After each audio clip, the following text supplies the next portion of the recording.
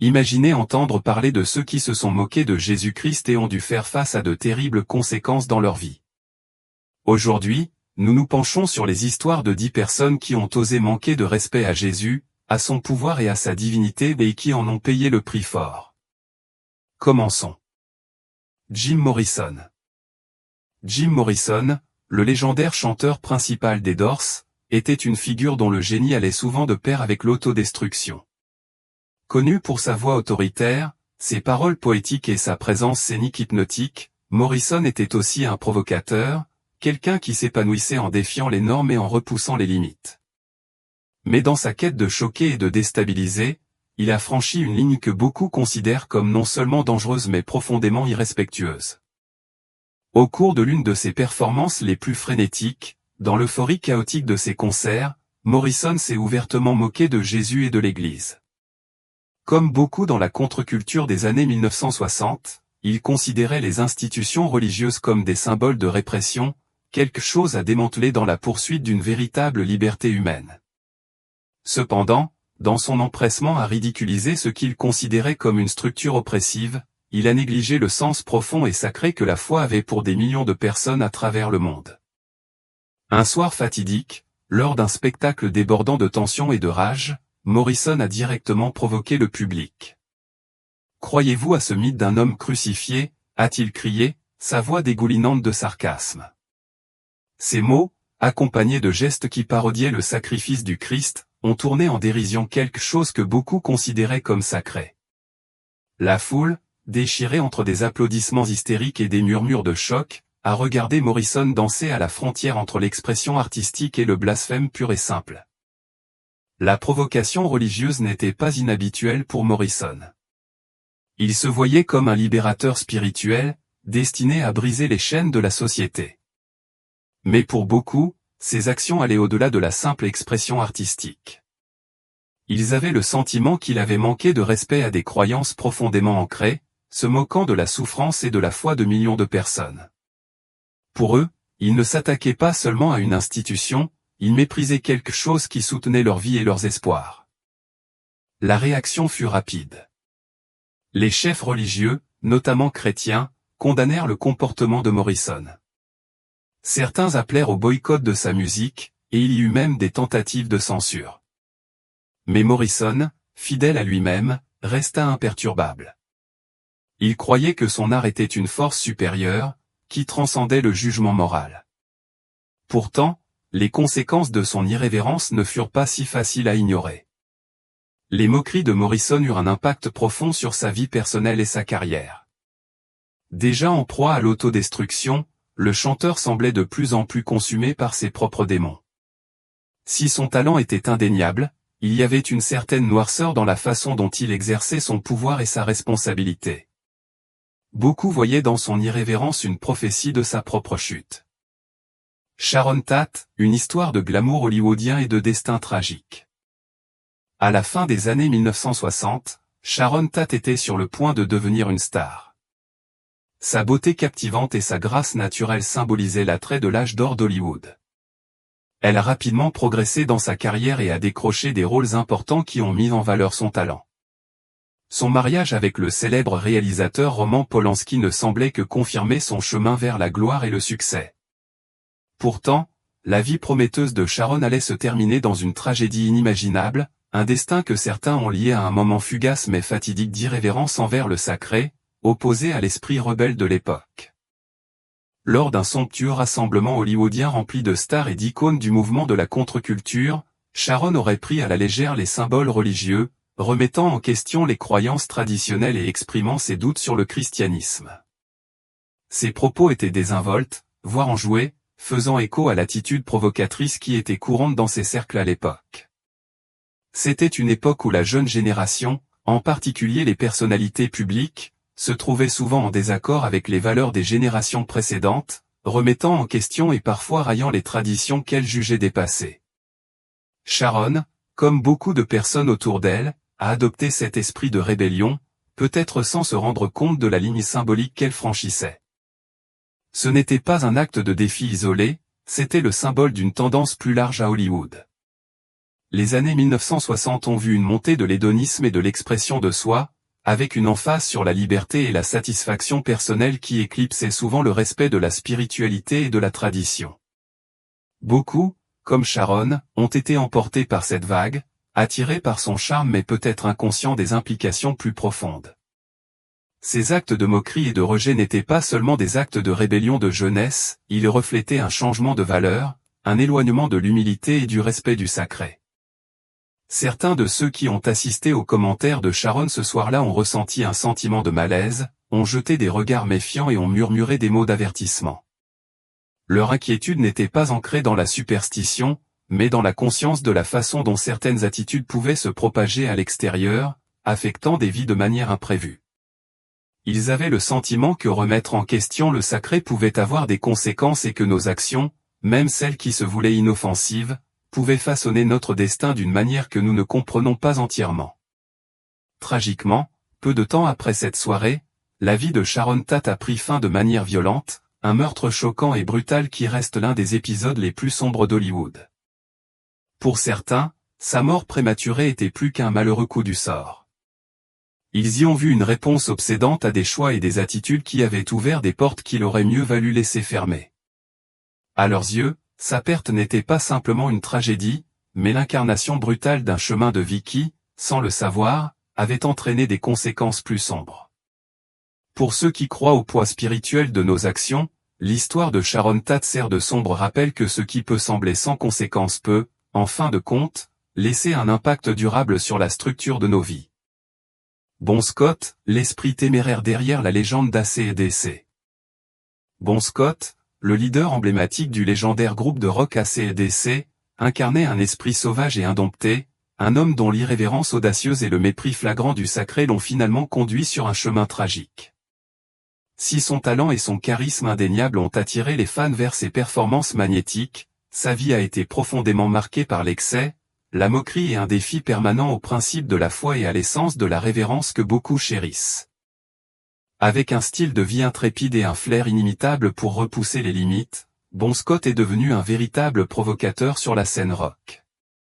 Il n'a pas hésité à ridiculiser tout et tout le monde, y compris certains des aspects les plus sacrés de la société, comme la foi et l'image du Christ. Tout au long de sa carrière, Scott a infusé des thèmes religieux dans ses paroles, adoptant souvent un ton à la fois provocateur et ironique irrévérencieux, virant parfois au blasphématoire.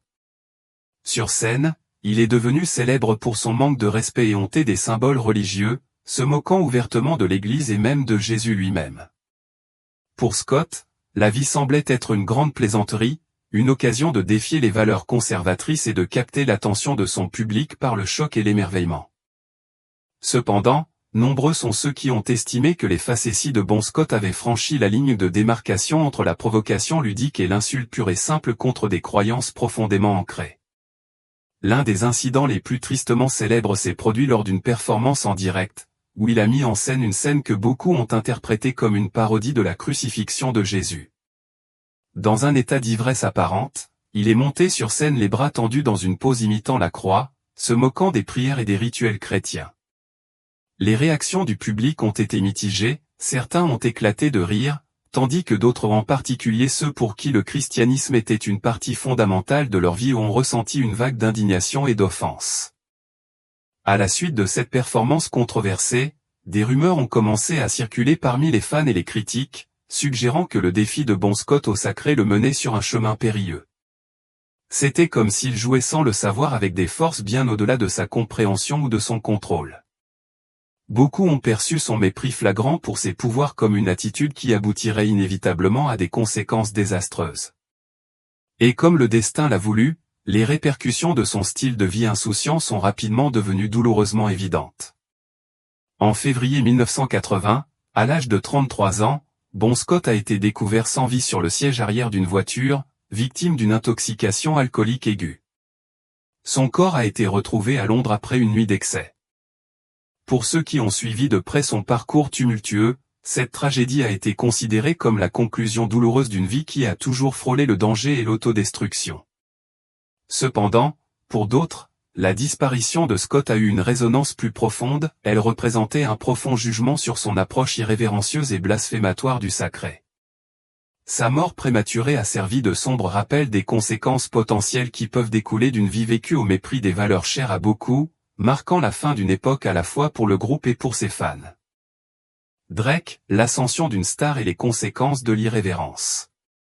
Drake, figure emblématique de la musique contemporaine, est rapidement devenu une star, enchantant des millions de personnes avec ses paroles introspectives et ses rythmes irrésistibles. Son influence a cependant transcendé le monde de la musique, il est devenu célèbre pour ses opinions audacieuses, et parfois controversées, notamment sur les questions de foi et de spiritualité. Au cours d'une interview télévisée très médiatisée, Drake a fait la une des journaux lorsqu'il a déclaré de manière irrévérencieuse que les doctrines de l'Église n'étaient rien d'autre que des contes désuets. Ces commentaires ont eu un impact choquant, perçu par beaucoup comme durs et profondément offensants. Il a ouvertement ridiculisé des symboles sacrés et des personnages vénérés, dont Jésus-Christ, provoquant une réaction négative chez une partie importante de sa base de fans. Pour certains, ce moment a marqué une profonde déception, la foi n'était pas seulement un sujet de moquerie. Drake n'a pas hésité à rester sur sa position, attisant encore plus la controverse en partageant sur les réseaux sociaux des images et des messages provocateurs critiquant les croyances religieuses. L'ironie et l'arrogance qui se dégagent de ses propos ont mis mal à l'aise de nombreuses personnes, en particulier celles pour qui la foi était un aspect fondamental de leur vie. Bien qu'il ait atteint le sommet de sa carrière, orné de distinctions et d'éloges unanimes, les démonstrations d'irrévérence et honte de Drake ont rapidement coïncidé avec des troubles personnels. Son bien-être émotionnel a commencé à faiblir, et des rumeurs sur ses luttes contre la dépression et l'anxiété ont fait surface des problèmes qu'il a fini par reconnaître. Il est intéressant de noter que cette crise émotionnelle semblait coïncider avec ses moqueries croissantes à l'égard de la religion. La confiance autrefois inébranlable qu'il dégageait a commencé à s'effriter, laissant place à l'insécurité et au doute de soi. Alors que sa vie personnelle s'est effondrée, les revers professionnels ont suivi de près. Les projets qui avaient autrefois promis du succès ont commencé à vaciller, et les partenariats fiables qui avaient soutenu sa carrière ont commencé à s'effondrer. Son influence au sein de l'industrie musicale a commencé à décliner, ce qui a conduit de nombreuses personnes à se demander si la trajectoire de son ascension apparemment inéluctable n'était pas en fait sur une spirale descendante. Les relations personnelles qui avaient résisté à la tempête pendant des années se sont brutalement et amèrement désintégrées, exacerbant l'isolement qui le tourmentait. Les défis de Drake ne se limitaient pas à la détresse émotionnelle, des rapports de problèmes physiques ont commencé à émerger. Il luttait contre une fatigue chronique et d'autres symptômes débilitants, et alors que la médecine moderne offrait des diagnostics vagues, une partie de sa base de fans, en particulier ceux qui se sentaient offensés par ses remarques, ont commencé à interpréter ces développements comme une forme de châtiment divin pour son irrévérence. Certains ont même suggéré qu'une puissance supérieure orchestrait ses malheurs, laissant entendre qu'un équilibre cosmique était en train d'être restauré en réponse à ses provocations précédentes. Dans ce chapitre tumultueux de sa vie, Drake sert de rappel poignant de l'interaction complexe entre la personnalité publique et la réalité personnelle.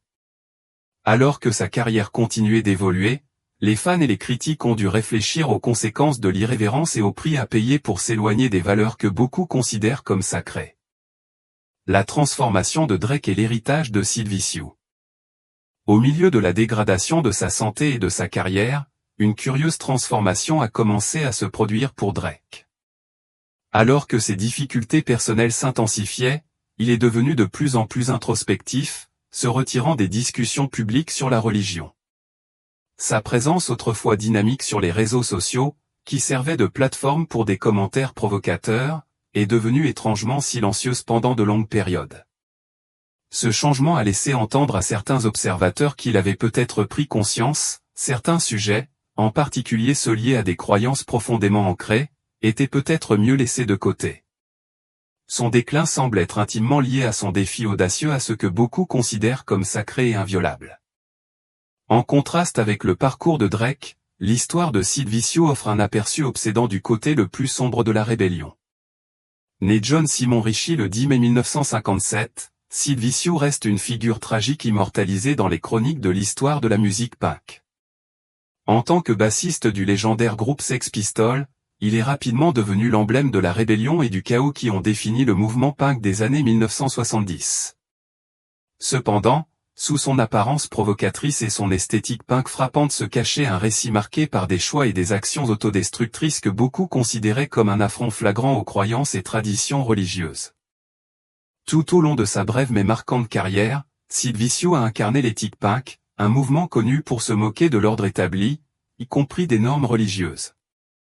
À maintes reprises, Sid, aux côtés de ses camarades de groupe, a fait des commentaires et des gestes ouvertement offensants envers l'Église et la figure de Jésus-Christ. Cette moquerie était perçue par eux comme une prise de position contre ce qu'ils considéraient comme le conservatisme et l'hypocrisie enracinée dans la religion organisée. Les provocations de Sid contre le christianisme n'étaient pas de simples actes de rébellion, elles représentaient un rejet et un dédain plus profond des valeurs morales traditionnelles. Dans l'un des incidents les plus notoires, Sid a été aperçu portant des t-shirts arborant des images offensantes du Christ, un acte choquant qu'il a répété plusieurs fois. À ce moment-là, le jeune musicien a probablement cru qu'il ne faisait que repousser les limites et choquer le public, alimentant l'image rebelle et débridée qui le définissait. Cependant, pour de nombreux observateurs, il semblait que Sid jouait imprudemment avec des forces bien au-delà de sa compréhension, ridiculisant une foi qui avait résisté à l'épreuve du temps et avait une signification profonde pour des millions de personnes à travers le monde. Ce que Sid et ses compagnons n'ont pas prévu, c'est la descente rapide dans le chaos qui suivrait leur provocation. Une dépendance croissante aux drogues et un style de vie imprégné d'excès l'ont rapidement plongé dans des situations de plus en plus périlleuses, le conduisant sur un chemin sombre qui finirait par aboutir à une tragédie. Au final, Drake et Sid Vicious illustrent tous deux l'interaction complexe entre l'expression artistique et le respect des croyances chères à beaucoup. Alors que l'un cherchait à redéfinir les limites et à naviguer dans les eaux tumultueuses de la célébrité, l'autre est devenu une icône tragique de l'autodestruction, nous rappelant les conséquences potentielles lorsque la rébellion entre en conflit avec des convictions profondément ancrées. Leurs histoires résonnent comme des récits édifiants, illustrant la mince frontière entre la provocation et l'offense, et les inévitables répercussions qui peuvent s'ensuivre lorsque l'on défie le sacré sans tenir compte du poids qu'il porte. En octobre 1978, Sid Vicious se retrouve mêlé à un scandale qui scellera son destin, il est impliqué dans le meurtre de sa petite amie, Nancy Spingen, dans une chambre d'hôtel de New York. Les circonstances entourant l'incident restent troubles et pleines d'ambiguïté, mais une chose est claire, la vie de Sid est plongée dans une profonde tourmente, bien loin de la rébellion de jeunesse qu'il avait autrefois cherché à incarner.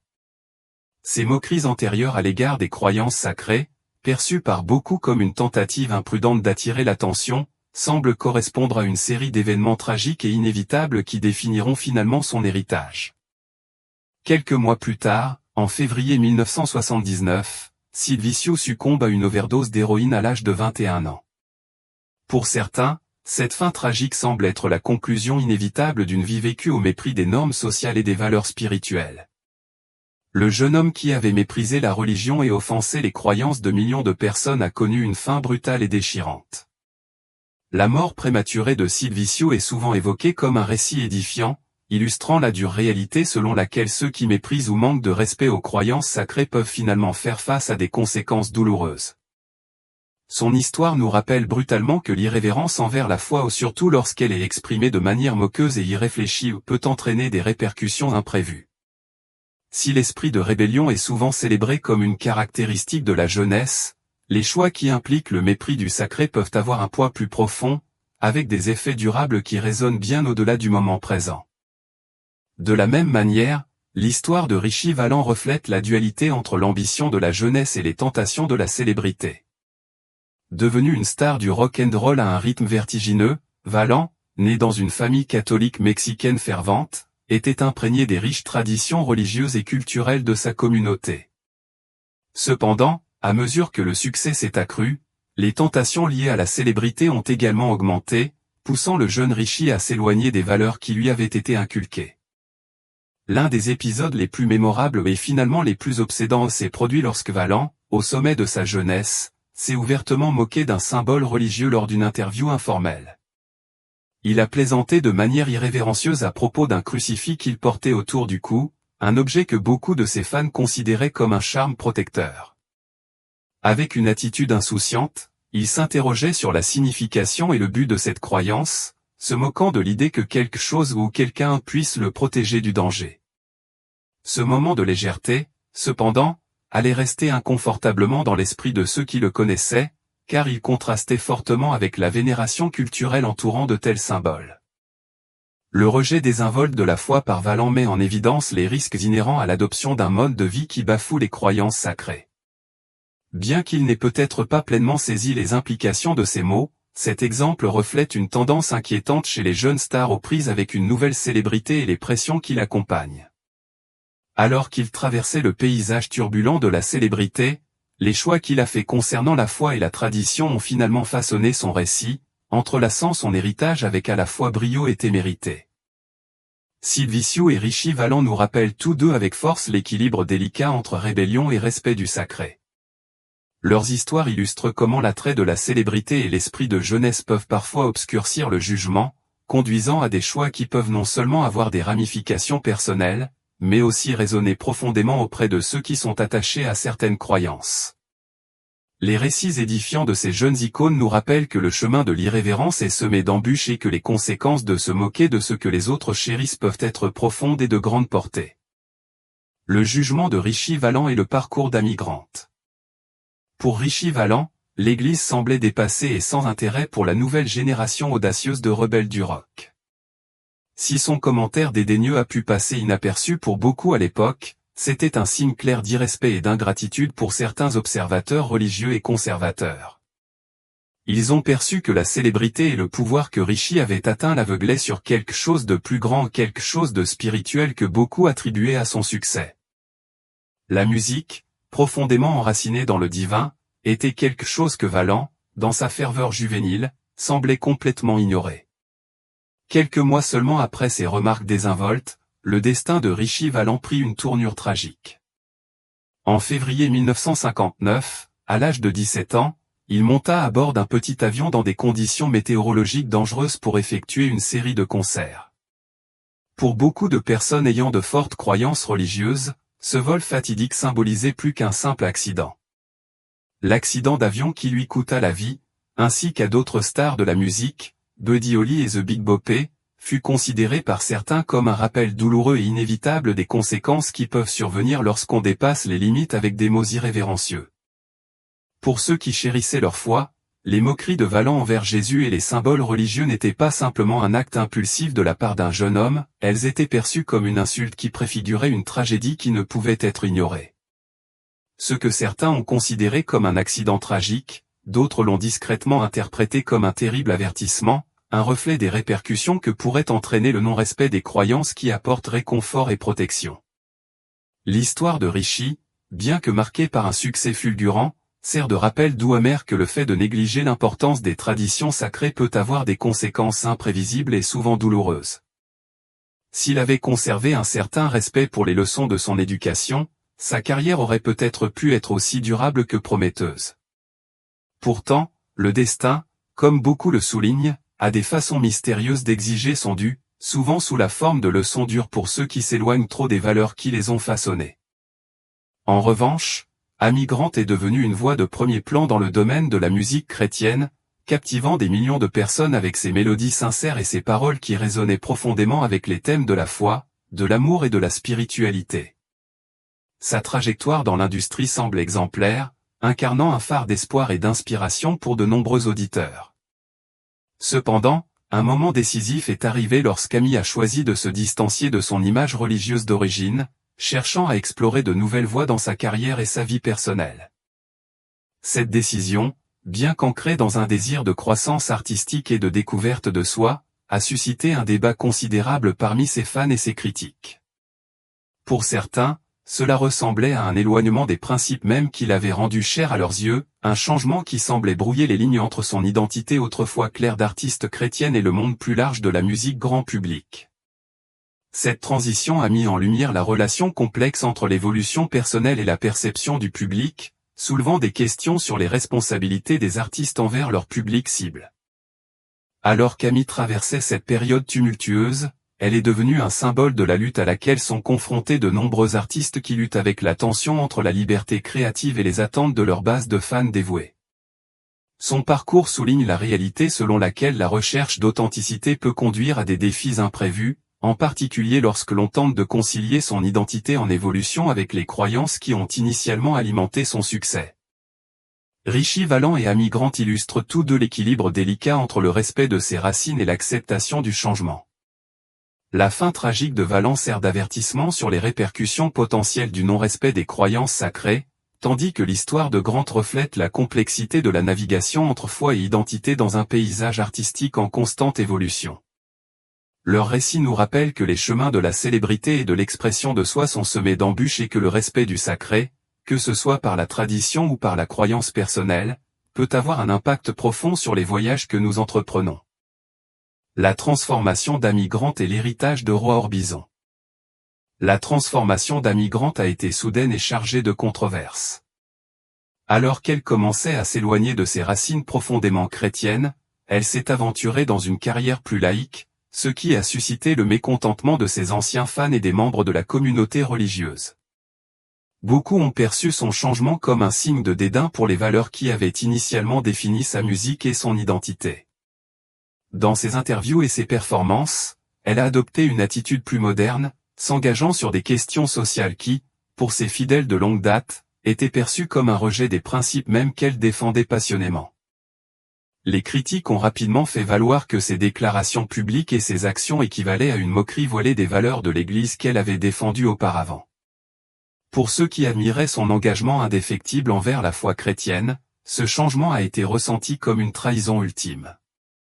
L'artiste qui utilisait autrefois sa voix pour glorifier et honorer Jésus-Christ était désormais considéré par beaucoup comme quelqu'un qui non seulement se distanciait de ses origines, mais qui semblait parfois ridiculiser les croyances qu'elle avait autrefois exaltées. Ces nouvelles paroles et ces nouvelles attitudes semblaient donner la priorité à la reconnaissance mondiale plutôt qu'à la fidélité à sa mission d'origine, provoquant la désillusion de ses fans qui la considéraient autrefois comme un phare d'espoir et d'inspiration. Assez curieusement, après ce changement radical, la vie personnelle d'Amy a commencé à se dégrader d'une manière que beaucoup ont interprétée comme des conséquences spirituelles de son éloignement de ses croyances fondamentales. Son mariage, autrefois considéré comme une union solide et exemplaire, a commencé à s'effondrer sous le poids de l'examen minutieux et des spéculations. Les tabloïds ont fait le buzz avec la nouvelle du divorce imminent de la chanteuse, et ceux qui l'avaient autrefois idolâtrée ont commencé à la voir comme une figure marquée par la décadence émotionnelle et familiale. L'image idéalisée d'Amy Grant a été remplacée par une image de trouble, l'éloignant encore davantage du public qui l'avait soutenu tout au long de sa carrière. De plus, sa brillante carrière dans le gospel a commencé à décliner. Les critiques ont affirmé qu'Amy avait perdu son essence et le lien avec le public qui l'avait propulsé vers la célébrité. Ce récit sert de rappel poignant que, quel que soit le succès éphémère ou les éloges que le monde profane peut offrir, s'éloigner des principes les plus profonds et en particulier se moquer du sacré peut avoir des répercussions importantes. Le déclin de sa vie personnelle et l'éloignement de ses anciens fans semblent, pour beaucoup, être une corrélation claire avec le changement de direction de sa vie. En parallèle, l'histoire de Roy Orbison se déroule comme un récit fascinant de triomphe entaché de souffrances inattendues. Né le 23 avril 1936 à Vernon, au Texas, Orbison est devenu un chanteur et compositeur légendaire, réputé pour sa voix distinctive et ses ballades profondément émouvantes. Des tubes comme « Oh, Pretty Woman » et « Crying » l'ont établi comme une force redoutable dans l'industrie musicale, captivant le cœur de millions de personnes avec ses paroles poignantes et ses mélodies obsédantes. Pourtant, au milieu de ses triomphes, Orbison a dû faire face à des tragédies personnelles qui ont laissé des cicatrices invisibles sur sa vie et sa carrière. La perte de sa femme, Claudette, dans un tragique accident de moto l'a profondément affecté, jetant une longue ombre sur son esprit autrefois dynamique. Cette perte profonde, associée aux difficultés à naviguer dans la célébrité et ses pressions, a commencé à faire des ravages sur l'artiste. À la suite de ces tragédies, la musique de Roy Orbison a pris un ton plus sombre, reflétant le chagrin et le désespoir qu'il a vécu. Il est devenu célèbre non seulement pour ses prouesses vocales, mais aussi pour sa capacité à transmettre des émotions profondes à travers ses chansons, entraînant les auditeurs dans les profondeurs de sa tristesse. Cependant, la juxtaposition de son succès et de ses luttes personnelles nous rappelle avec force que la célébrité a souvent un prix. Les histoires d'Amy Grant et de Roi Orbison mettent en lumière la relation complexe entre les croyances personnelles, les personnages publics et la musique qu'ils créent. Alors que le parcours de Grant illustre les conséquences potentielles de l'éloignement de ses valeurs fondamentales, le récit d'Orbison souligne l'impact profond d'une tragédie personnelle sur la vie et l'œuvre d'un artiste. Leurs expériences nous rappellent que le chemin de la créativité est souvent semé d'embûches et que la manière dont les artistes s'engagent dans leurs croyances et leur histoire personnelle peut façonner non seulement leur héritage, mais aussi leur âme. La tragédie de Roi Orbison et la chute d'Amand. Au sommet de sa gloire, Roi Orbison s'est retrouvé enveloppé dans l'industrie du divertissement, un domaine souvent détaché des racines de la foi et de la spiritualité. Au cours d'une de ses tournées internationales, un incident important s'est produit qui allait avoir des conséquences troublantes. Au cours d'une conversation informelle avec des collègues musiciens, Roi a fait une blague désinvolte sur Jésus-Christ. Pour lui et les personnes présentes, cela semblait inoffensif, voire léger. Les médias ont largement ignoré ce commentaire, mais ses ramifications se sont révélées silencieuses et dévastatrices. Bien qu'Orbison ne soit pas connu pour sa dévotion, il a été élevé dans une communauté profondément chrétienne du sud des États-Unis. Cependant, au milieu de l'attrait de la célébrité et de la richesse, il lui est devenu facile de s'éloigner de ses croyances. Il n'a été ni le premier ni le dernier à succomber à la tentation de négliger ce que beaucoup considèrent comme sacré. Dans ce moment d'irrévérence, consciemment ou non, Orbison a manqué de respect à quelque chose de plus grand, à un affront qui ne passerait pas inaperçu. Peu de temps après, Orbison a fait face à un déclin personnel catastrophique. En 1966, sa femme bien-aimée Claudette, l'amour de sa vie, est décédée tragiquement dans un accident de moto. Le chagrin l'a consumé, mais la vie lui réservait d'autres chagrins. En 1968, alors qu'il était en tournée, sa maison de Nashville a pris feu, coûtant la vie à deux de ses jeunes fils, Roy Dwayne et Anthony. L'agonie était insupportable. En quelques années à peine, Roy a perdu presque tout ce qui lui était cher. Ses proches n'ont pu s'empêcher de se rappeler sa précédente plaisanterie sur Jésus, en notant la corrélation étrange.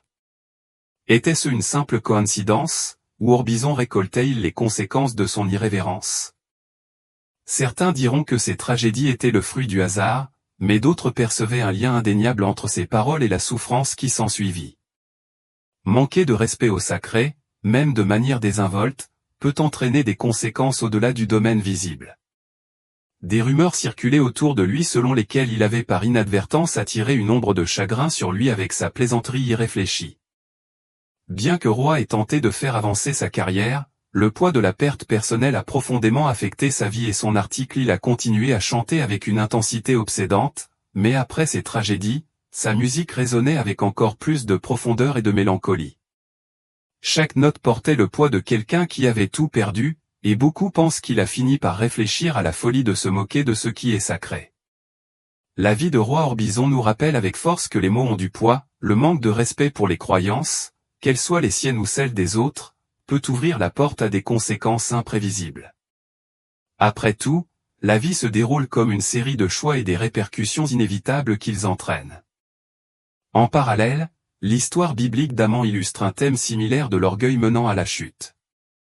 Amand, un homme doté d'un pouvoir et d'un prestige immense, a servi de conseiller à l'Empire perse. Son autorité semblait inattaquable, entouré de richesses et commandé par le respect, ses ordres étaient suivis sans poser de questions. Pourtant, comme beaucoup de ceux qui se trouvent au sommet du pouvoir, Amand est devenu la proie du défaut fatal de l'orgueil, laissant l'arrogance obscurcir son jugement. Son ascension a été caractérisée par l'orgueil, non seulement envers ses pairs mais aussi envers le divin. Les graines de sa chute ont été semées lorsqu'enivré par la vanité, il a exigé que tous s'inclinent devant lui. La plupart se sont pliés, craignant les répercussions d'un défi à une figure aussi influente. Cependant, un homme resta déterminé, Mardochée, un juif pieux guidé par sa foi en Dieu. Mardochée croyait que seul le Tout-Puissant méritait une telle révérence, et il resta ferme dans sa conviction, refusant de s'incliner devant un mortel, aussi puissant soit-il. La réponse d'Amand au défi de Mardochée fut la fureur et le mépris. Plutôt que de réfléchir à sa propre arrogance, il complota pour anéantir non seulement Mardochée, mais tous les Juifs de l'Empire perse. son orgueil l'empêcha de voir que ses actions entraîneraient sa propre destruction. En fin de compte, ses plans s'effondrèrent, entraînant sa chute et le sort même qu'il avait prévu pour les autres. L'histoire d'Aman sert de mise en garde, illustrant que l'orgueil et l'irrévérence peuvent entraîner des conséquences tragiques, tout comme la moquerie légère d'Orbizon a ouvert la porte à des souffrances imprévues dans sa vie. Les récits de roi Orbizon et d'Aman illustrent tous deux la danse complexe entre la révérence et l'irrévérence, le pouvoir et la vulnérabilité. Dans leurs histoires, nous trouvons de profondes leçons sur l'importance de l'humilité, du respect du sacré et de la reconnaissance que nos paroles et nos actions peuvent avoir des répercussions durables. Dans la grande tapisserie de la vie, ceux qui méprisent ou se moquent de ce que beaucoup considèrent comme sacré peuvent se retrouver confrontés à des épreuves inattendues qui mettront à l'épreuve leur esprit et leur détermination. La chute d'Aman et de Judas Iscariote. Aman, enragé par le défi de Mardochée, se moqua de ses croyances avec des mots méprisants. Quel insensé est l'homme qui adore l'invisible. Pour Aman, la foi en Dieu était une source de ridicule, et la dévotion de Mardochée devint un affront personnel. Consumé par la rage, Aman élabora un complot sinistre, non seulement en cherchant la mort de Mardochée, mais en visant l'annihilation de tout le peuple juif. Ce faisant, il se positionna en opposition directe avec le peuple élu de Dieu et, en fin de compte, avec Dieu lui-même. Ce qu'Aman n'a pas compris, ou a peut-être choisi d'ignorer dans son arrogance, c'est que se moquer de la vraie croyance et remettre en question le sacré ne passe pas inaperçu. Il croyait avoir le contrôle de son destin et de celui des autres, mais il ne pouvait pas prévoir les répercussions que son irrévérence allait déclencher. L'histoire nous enseigne qu'il y a des limites à l'orgueil humain, surtout lorsqu'il s'oppose à ce qui est tenu pour sacré. Le destin a voulu que la quête incessante de la justice se retourne contre Aman. Le roi, qui avait jusque-là fait preuve d'une confiance inébranlable, a commencé à nourrir des doutes. Dans un retournement de situation divin, la reine Esther, épouse du roi et juive, a dévoilé les véritables intentions d'Aman. Non seulement sa conspiration a été dévoilée, mais son dédain et sa haine pour le peuple élu de Dieu ont été mis à nu. Aman, qui s'était moqué de Dieu et de sa protection envers les fidèles, a finalement goûté aux fruits amers de la justice. La potence qu'il avait construite pour Mardochée est devenue son propre instrument d'exécution. Le destin qu'il croyait pouvoir manipuler s'est retourné contre lui, illustrant le sort inéluctable qui attend ceux qui défient le sacré. La vie d'Aman est un récit édifiant sur les dangers de l'arrogance qui éclipse le respect du divin. Sa chute n'a pas été seulement une perte de pouvoir, c'était une leçon brutale sur les conséquences de ridiculiser ce que beaucoup considèrent comme sacré. Son parcours d'irrespect a culminé dans l'humiliation et la disgrâce, un rappel durable qu'aucun homme n'est au-dessus des forces qui gouvernent l'univers. Dans un récit parallèle, Judas Iscariote est un nom à jamais synonyme de trahison et de tromperie. L'un des 12 apôtres choisis par Jésus, Judas est connu comme l'homme qui a vendu le Sauveur pour 30 pièces d'argent. Tout au long de sa vie, il a été aux prises avec des troubles intérieurs, incapable de saisir pleinement le message d'amour et de salut que le Christ prêchait. C'était comme si ses yeux étaient obscurcis par des vérités spirituelles tandis que son esprit restait fixé sur les questions terrestres, en particulier la richesse et le pouvoir. Judas a méprisé à maintes reprises la simplicité de Jésus et de ses enseignements. Alors que le Maître parlait d'humilité et de compassion, Judas était obsédé par les trésors qui remplissaient les coffres apostoliques. Il a même critiqué Marie pour avoir oint les pieds de Jésus d'un parfum coûteux, arguant que l'argent aurait dû être donné aux pauvres. Pourtant, au fond de lui, son cœur était imprégné d'avidité, incapable de comprendre que le sacrifice et l'amour incarné par Jésus dépassaient de loin toute valeur monétaire. Le mépris de Judas a culminé dans son acte de trahison. Il a pris la décision fatidique de livrer Jésus aux autorités religieuses pour une bouchée de pain, comme si la vie du Sauveur pouvait être quantifiée en argent. Ce faisant, Judas a non seulement rejeté le Christ, mais a également dénigré toute la mission divine. Il a tenté de réduire le sacré à une simple transaction, en négligeant la véritable essence spirituelle du Messie. Les conséquences des actions de Judas ont été immédiates et profondes. Après avoir pris conscience de l'énormité de sa trahison, il fut envahi par le remords. Les pièces d'argent qui avaient autrefois brillé avec attrait lui semblaient désormais un poids de culpabilité trop lourd à porter. En désespoir de cause, il rendit le prix du sang et chercha à annuler ses actes, mais il était trop tard. L'histoire de Judas Iscariote nous rappelle avec force les dangers de privilégier les désirs terrestres au détriment du dessein divin.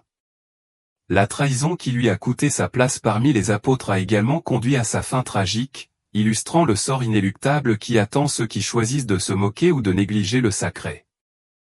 Aman et Judas sont tous deux des récits édifiants sur la façon dont l'arrogance et le mépris du divin peuvent avoir des conséquences dévastatrices. Leurs histoires nous rappellent que si l'orgueil peut élever quelqu'un temporairement, il conduit finalement à la chute. Dans la grande tapisserie de la foi, la moquerie du sacré peut entraîner des représailles imprévues, servant d'avertissement poignant à tous ceux qui piétinent légèrement les croyances des autres et du divin. Les conséquences de la trahison et de la moquerie du sacré. Une fois que Judas a pris conscience de la gravité de sa trahison, un nuage noir l'enveloppa. L'argent qui brillait autrefois dans ses yeux brûlait maintenant dans ses mains, un douloureux rappel de ses actes. Rongé par la culpabilité, il se retrouva accablé par le désespoir. Dans une tentative désespérée d'absoudre sa conscience, il essaya de rendre les pièces, mais il comprit bientôt qu'il était bien trop tard. Son mépris et son incrédulité avaient déjà scellé son destin. Accablé par le fardeau d'avoir trahi le Fils de Dieu, Judas fit un choix final tragique, il se suicida, convaincu que la rédemption était hors de sa portée. La moquerie du sacré et la trahison de Jésus ont conduit non seulement à la crucifixion du Christ, mais aussi à sa propre destruction spirituelle et physique. Ce qu'il valorisait autrefois l'argent et les gains matériels a fini par le perdre. L'histoire de Judas sert d'avertissement sinistre à ceux qui se moquent du sacré et abandonnent la foi au profit des richesses terrestres. Lorsqu'on rejette le divin et qu'on ne respecte pas les croyances au nom du gain matériel, une ombre commence à se former sur notre vie. L'histoire de Judas Iscariote illustre que se moquer de la foi peut avoir des conséquences désastreuses, non seulement pour l'âme, mais aussi pour notre destinée. Sa tragédie était le produit de ses propres choix et le reflet de son incapacité à regarder au-delà du matériel et du mépris qu'il portait à ce qui était le plus sacré. Ces récits anciens et modernes nous rappellent les répercussions de l'orgueil, du blasphème et du rejet de la foi. Ils constituent de puissantes leçons qui nous poussent à respecter et à vénérer les croyances qui façonnent notre vie et celle des autres. En reconnaissant les conséquences auxquelles ont été confrontés ceux qui ont méprisé le sacré, nous pouvons nous efforcer de vivre avec intégrité et révérence, en évitant les erreurs tragiques qui ont conduit à leur chute. En réfléchissant à ces histoires, je vous invite à partager vos réflexions. Avez-vous une histoire personnelle ou connaissez-vous quelqu'un qui a commis une erreur similaire à celle décrite dans ces récits? Apprenons les uns des autres et tirons la sagesse de ces récits. Que Dieu vous bénisse, et j'ai hâte de vous voir dans la prochaine vidéo.